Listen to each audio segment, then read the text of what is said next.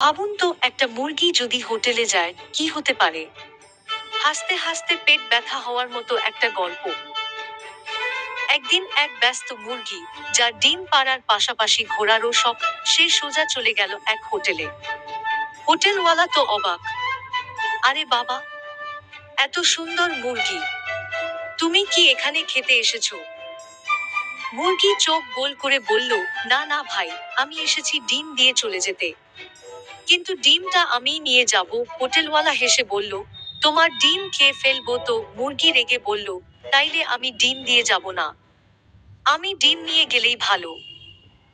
হোটেলওয়ালা বলল, তাহলে এসেছো কেন? মুরগি হেসে বলল, এখানে এসেছি শুধু বোঝাতে যে আমি একটা ব্যস্ত মুরগি।